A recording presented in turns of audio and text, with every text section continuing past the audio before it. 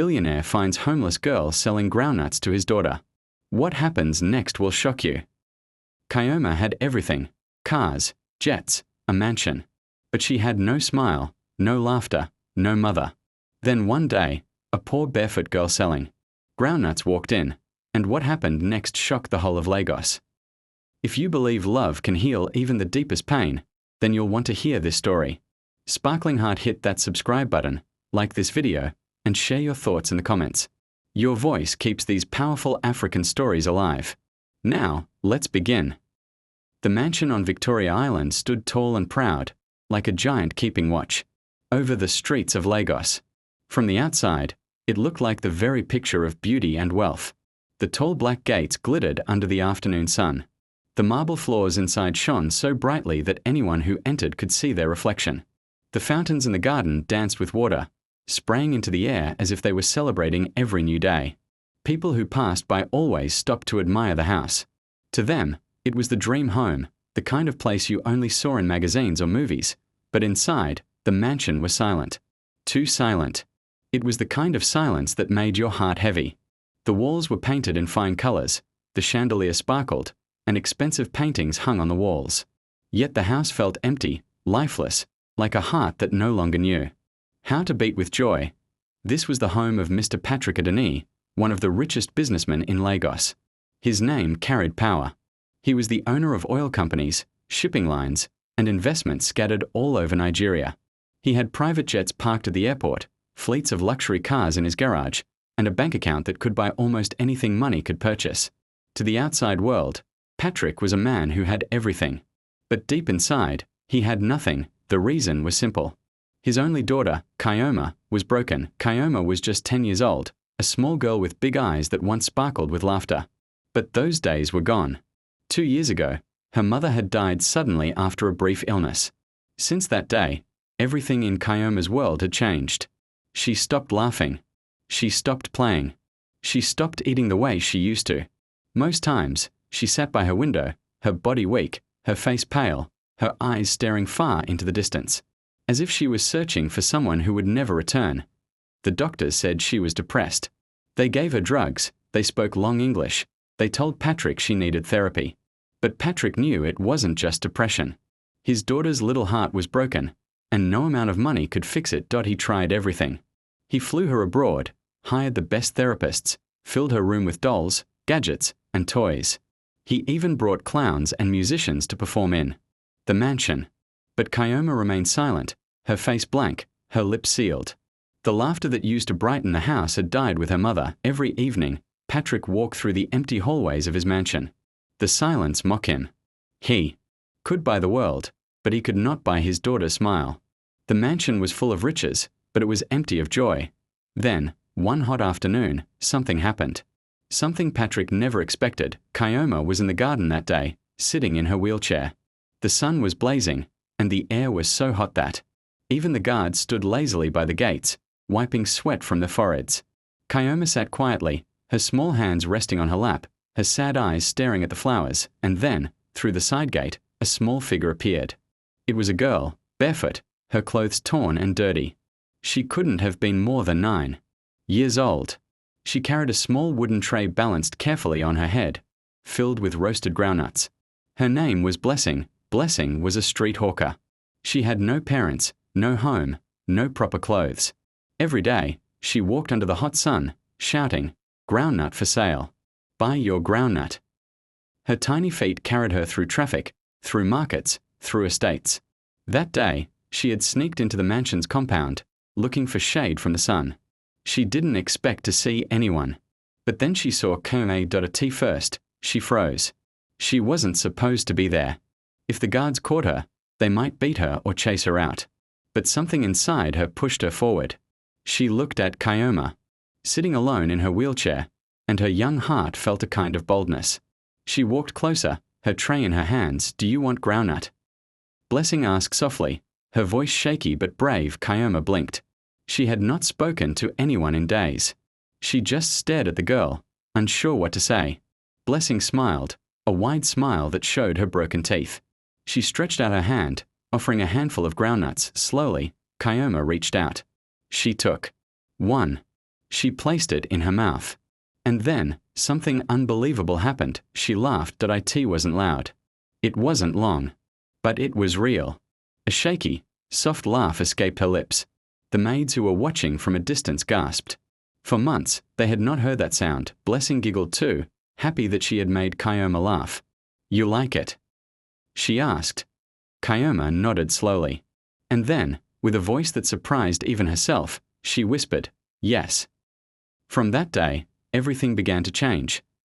Blessing returned the next afternoon. The guards tried to chase her away, but Chioma stopped them.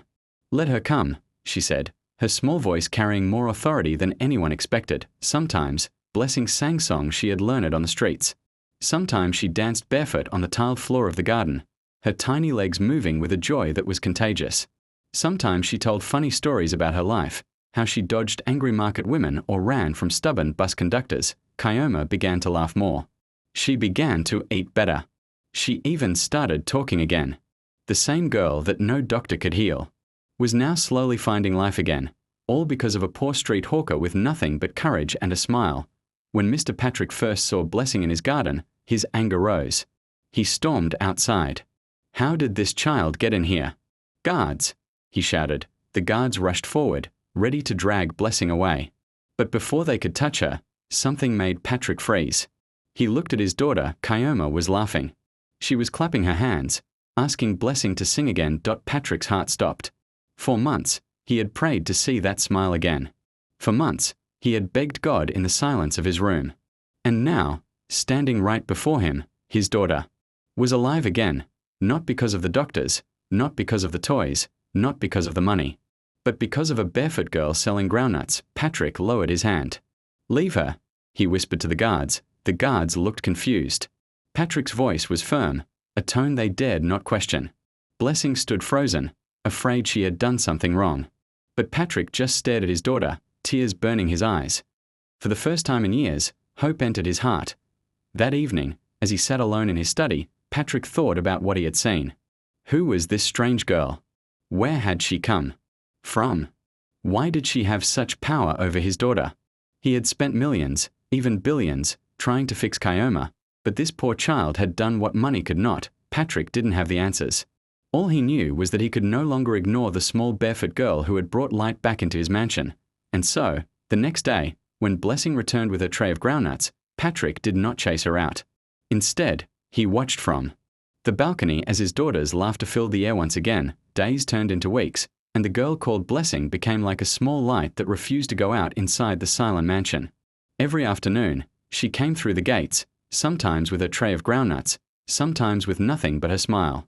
At first, the guards were suspicious, but once they saw that Mr. Patrick himself no longer chased her away, they relaxed.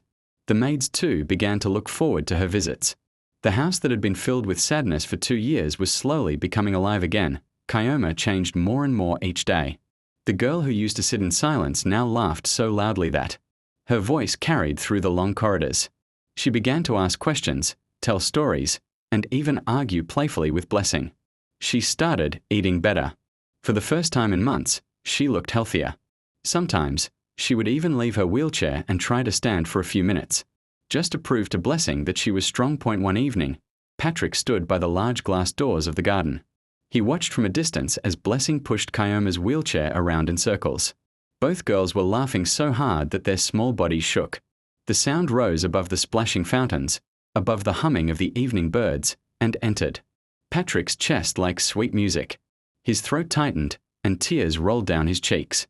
It had been so long since he cried, but tonight the tears came freely, not from pain, but from relief. He knew he owed everything to this street child. Yet at the same time, doubts filled his mind. Blessing was a hawker. She had no parents, no education, no proper home. Could he really allow his only daughter to depend so much on her? What if Blessing suddenly disappeared? What if she was only there to gain something? What if she brought danger into the mansion? These thoughts chased each other in his mind, stealing his sleep at night. It didn't take long before the neighbors began to notice. Rumors started spreading in the wealthy community of Victoria Island. People whispered at dinners and business meetings. Is it true that Patrick ADEMOYE allows a hawker to live inside his compound? One woman asked with wide eyes. What if the girl is a thief? Another man added. Some even claimed that Blessing was sent by Patrick's enemies to spy on him. Patrick tried to ignore them at first, but as the gossip spread, it began to reach his business rivals and even his board members. They looked at him with suspicious eyes. Some advised him to get rid of the girl before she ruined his reputation.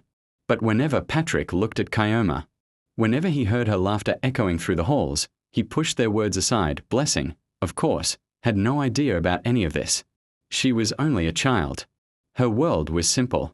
Every morning, she hawked her groundnuts under the hot Lagos sun. Every afternoon, she slipped into the mansion to see Chioma. She was too busy singing, dancing, and playing to know that the adults around her were watching with mixed feelings. But trouble has a way of coming when you least expect it. One Friday afternoon, Patrick returned from work and entered his compound. To his shock, he found police officers standing at the gate. Blessing was there too, her small hands trembling as she wiped tears from her eyes. A crowd of curious onlookers had gathered outside, whispering and pointing. What is happening here? Patrick demanded, his voice sharp. One of the policemen stepped forward. Sir, this girl has been caught stealing from a shop nearby.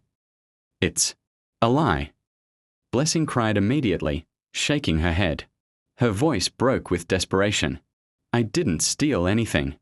I only stopped to look at the biscuits in the window. I didn't touch it. But the shopkeeper, a stout man with a frown, pointed at her angrily.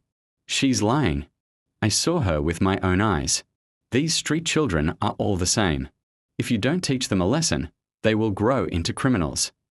The policeman began to pull Blessing by the arm, preparing to take her away.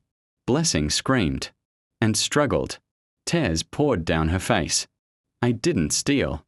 I swear I didn't steal, she cried, her voice shaking with fear. That moment, Chioma wheeled herself out of the mansion. Her face was red with tears. She pushed herself forward as fast as she could until she reached her father. Daddy, please, she cried. Don't let them take her. She didn't do anything. She's my friend. She's my sister. Patrick froze. The sight of his daughter, crying and begging, broke him completely. He looked at Blessing, her small body trembling, her eyes wide with terror. Then he looked at Chioma, his only child, whose happiness had returned because of this girl. The shopkeeper continued to shout. The policemen were still holding Blessing. The crowd murmured, waiting to see what Patrick would do, and then Patrick spoke. His voice was calm, but it carried the weight of authority. No one is taking her anywhere, he said. The policeman hesitated, surprised. But sir, I said no one is taking her anywhere, Patrick repeated, his eyes burning with determination. This girl is under my protection. From today, she is part of my family. The shopkeeper gasped. What nonsense is this? She's a thief. A common street rat. Patrick turned slowly to face him. Careful with your words, he said coldly. This child has brought my daughter back to life. If you press false charges against her, you will answer to me in court. Now leave my compound. The man stammered, his anger melting into fear. He looked at the policemen for support, but they stepped back. No one wanted to challenge Patrick ADEMOYE, a man whose wealth and power could shake even politicians. Finally, the shopkeeper left, muttering under his breath. The police followed, shaking their heads. The crowd dispersed, though some lingered, to gossip about what they had just witnessed. When they were gone, Patrick knelt down beside Blessing. She was still crying, her face wet, her body trembling. He pulled her gently into his arms. You are safe now, he whispered. No one will ever hurt you again. That night, Patrick called his lawyers. He made a decision that shocked everyone. In his world, the papers were drawn, the signatures prepared. By the next week, it was official. The news spread across Lagos like wildfire. It was the kind of story that traveled from the newspapers to the television, from gossip tables to Sunday sermons. Billionaire adopts street hawker. Screamed one headline. From groundnuts to gold, the story of Blessing ADEMOYE, shouted another. Some people praised Patrick's decision. They called him a hero, a man with a soft heart who had shown that even the rich could care for the poor. But others mock him, shaking their heads and saying he had lost his mind. How can a man with so much wealth bring a common hawker into his mansion? They asked. Doesn't he know it will cause problems with inheritance later? But Patrick didn't care.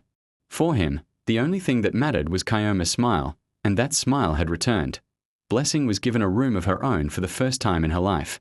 It was a beautiful room with pink curtains, a soft bed, a wardrobe filled with new clothes, and shelves of books. When she first entered, she just stood at the door, too shocked to move. This is for me," she whispered. "Yes." Patrick said with a gentle smile, "From now on, you are Blessing ADEMOYE. This is your home." Tears filled Blessing's eyes as she touched the bed carefully, as though it would disappear if she wasn't careful. All her life she had slept, under bridges, inside unfinished buildings, or on mats shared with strangers. Now she had a bed of her own, a roof over her head, and a family that loved her. She was enrolled in one of the best schools in Victoria Island. On her first day, she felt completely out of place. The other children spoke polished English, wore designer shoes, and carried expensive lunchboxes. Blessing struggled with simple reading and writing. When the teacher asked her to read a passage aloud, she stumbled over the words, her cheeks burning with embarrassment. Some of the children laughed quietly, whispering behind her back. That evening, she returned home with tears in her eyes. Chioma noticed immediately. "What happened?" she asked, wheeling herself closer. "I don't fit in," Blessing muttered. "They all laughed at me. I can't even read properly. Maybe I don't belong here." Chioma reached for her hand and held it firmly. "Don't say that," she said softly. "If you could teach me how to laugh again, then I can teach you how to spell. We'll do it together. Don't give up." From that night, the two girls formed a new routine. After school, Chioma sat beside Blessing in her room. She helped her with reading, corrected her mistakes, and clapped for her whenever she got it right. "See, you're improving," Chioma would say with a proud smile. Slowly, Blessing began to gain confidence. Her reading improved. Her writing became neater. And her laughter, that pure, joyful sound, never left her lips. The bond between the two girls grew stronger each day. They were more than sisters. They were each other's strength. Chioma encouraged Blessing to believe in herself, while Blessing gave Chioma the courage to live again. Patrick too began to change. For years, he had been buried in his work, chasing more wealth, attending endless meetings, signing contracts, and thinking only about the next deal. But now, he found himself drawn back home. He wanted to spend time with his daughters. He wanted to hear their laughter, sit with them at dinner, and listen to their stories. The mansion that once felt like a prison of silence now rang with laughter, music, and the footsteps of children. But life is never without challenges. The same people who had whispered before now whispered louder. Some of Patrick's relatives were angry. They claimed he was risking the family's inheritance by bringing Blessing into the fold. They said she didn't deserve the ADEMOYE name. Some even threatened to take the matter to court. Patrick listened to them once, then dismissed them with a wave of his hand. "My decision is final," he said firmly. "Blessing is my daughter. Nothing will change that." Blessing, however, felt the pressure in her own way. Sometimes she overheard the staff whispering about her background. Sometimes she noticed the way visitors looked at her with judgment in their eyes. But whenever she felt like shrinking away, Chioma's voice echoed in her heart. Don't give up. Years passed, and both girls blossomed into remarkable young women. Chioma, who had once sat helplessly in her wheelchair, began to walk again with the help of therapy and her own determination. Though she still limped, she moved with confidence. She studied hard and gained admission into medical school. Her dream was clear. She wanted to become a doctor and help other children who were facing pain and trauma like she once did. Blessing discovered her gift for music and dance. She joined the school choir, where her powerful voice surprised everyone. On stage, her barefoot dances from the streets transformed into graceful performances that left audiences in tears.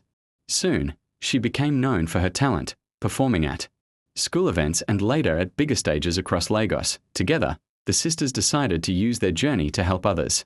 They created a foundation called the Blessing and Chioma Hope Initiative.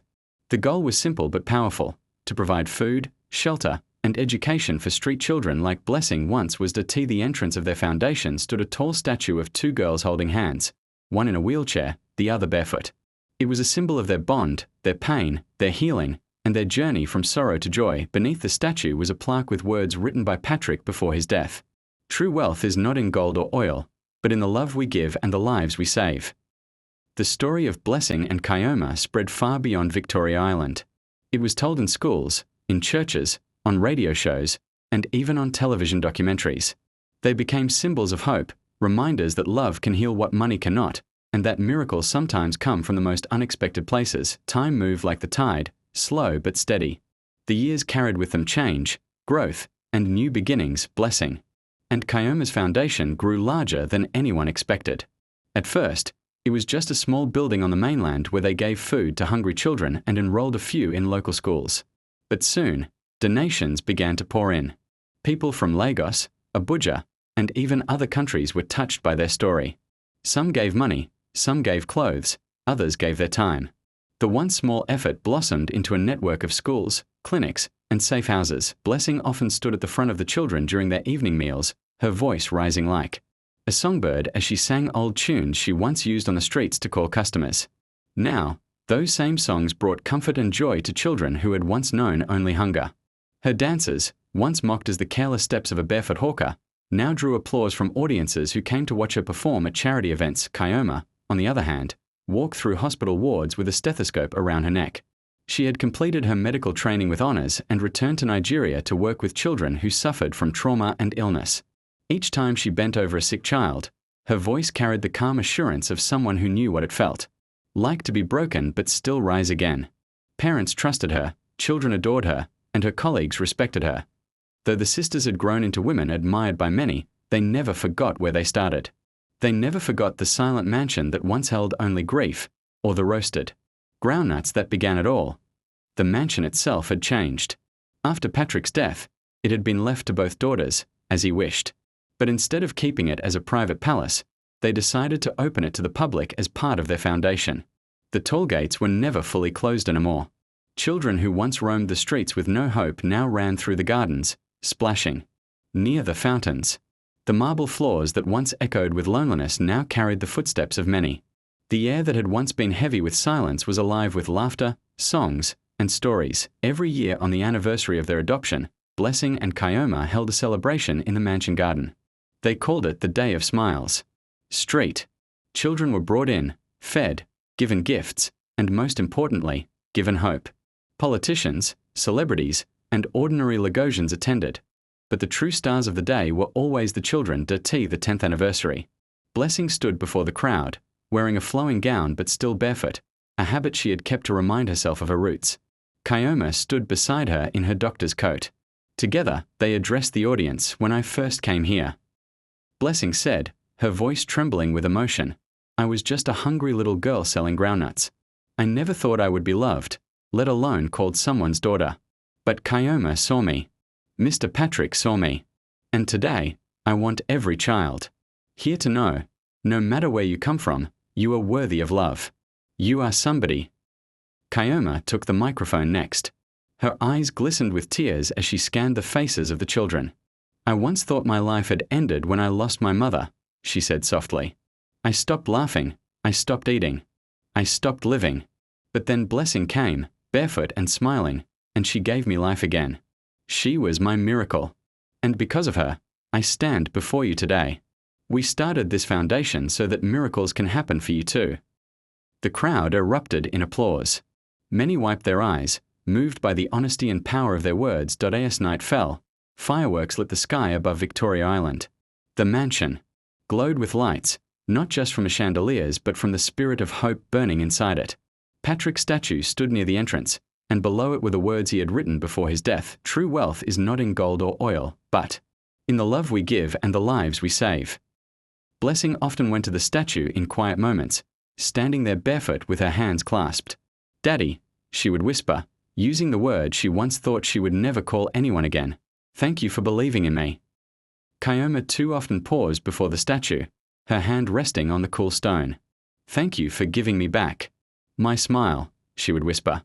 The sisters knew that Patrick's love had not only saved them but had built a legacy that would outlive them both, and so, the once silent mansion on Victoria Island became a symbol, not of wealth or power, but of second chances, of healing, and of the simple truth that love can change the world. Whenever children passed the gates and entered, their eyes widened at the fountains, the gardens, the marble floors.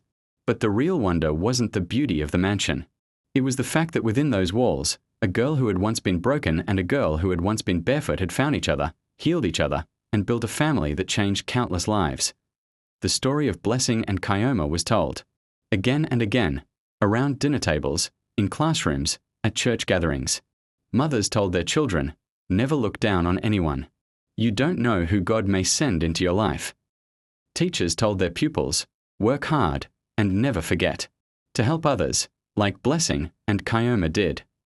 And long after the two sisters had grown older, long after their names had become known in history books, the foundation they built continued to shine.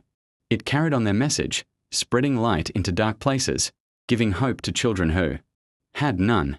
If this touched your heart, like, comment, and subscribe for more stories that prove hope never dies. Together, let's keep the light of our story shining.